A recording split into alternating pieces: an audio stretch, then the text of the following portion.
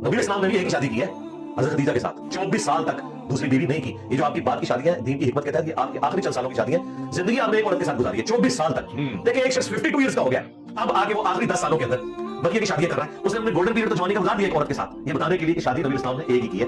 उनकी वफात के बाद आपने दूसरी शादियां की हैं, और वो भी एक खास दीनी हिकमत थी। ये जो लोगों को शादियों की तरकीब जाते हैं, इनसे पूछे नबी इस्लाम ने कितनी शादी की है? एक शादी, वो जो शादी वो बात की है। जो टोपी ड्रामा दलील दी जाती है ना कि हजरत खदीजा की मौजूदगी में दूसरी शादी नहीं की, ये इंतहाई फजूल दलील है।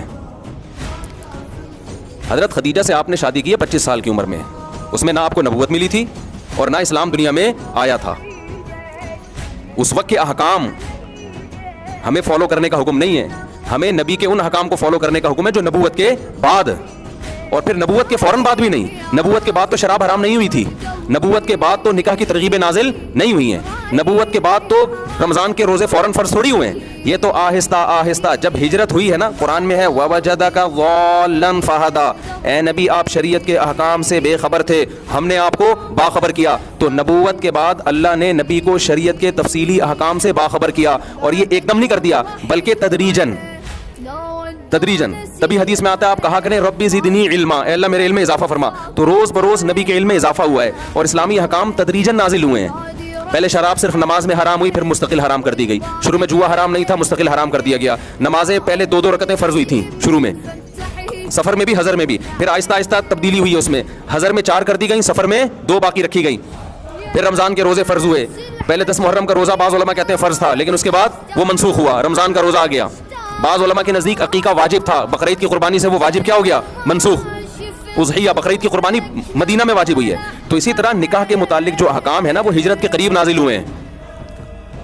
तो जब हिजरत का वक्त आया या हिजरत हुई है, फिर नबी ने कसरत से निकाह किए हैं। तो नबी के इस अमल को देखा जाएगा, पुराने अमल को नहीं देखा जाएगा। वरना तो उसमें 25 साल में आप शादी कर रहे हैं, जबकि नबी ने तरगीब 15 साल में शादी की दी है।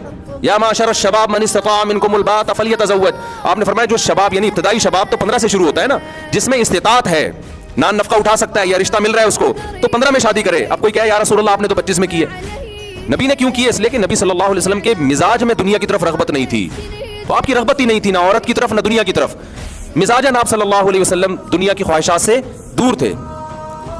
फिर अल्लाह के हुक्म पे आपने कसरत से निकाह किए हैं, और ये कसरत से निकाह करना इसकी अलामत है कि लक़द कान लकुम फ़ी रसूलिल्लाहि उस्वतुन हसना, अल्लाह के यानी हमारे लिए उसवा हसन है उसमें। तो हमें किसी बेवा तलाक याफ्ता औरतों के दुखड़े बयान करने की ज़रूरत नहीं है। ये तो इस्लाम की अच्छाई है, हुस्न है कि 1400 साल पहले वो हुक्म दिया जिसकी ज़रूरत आज महसूस हो रही है। ये तो इस्लाम के आफाकी मजहब होने की बहुत बड़ी अलामत है। और रहा मसला कि हजरत खदीजा, बाज़ लोग कहते हैं खदीजा से बहुत मोहब्बत थी इसलिए नहीं की, तो हजरत आयशा से क्या कम मोहब्बत थी? नहीं, यही बात मेरा ख्याल है। नबी से पूछा गया सबसे ज्यादा महबूब आपको कौन है? आपने फरमाया आयशा। सहाबी ने पूछा या रसूलल्लाह मर्दों में? फरमाया अबूहा, आयशा का वालिद। हजरत खदीजा के अपने फजाइल हैं, लेकिन हजरत आयशा की फजीलत भी कोई कम नहीं है। उनके बाद आपने कितनी कसरत से निकाह किए हैं। दूसरी शादी हजरत आयशा से, उसके बाद बाकी तमाम हजरत आयशा के बाद किए हैं। कितनी सोकने लाए उनके ऊपर।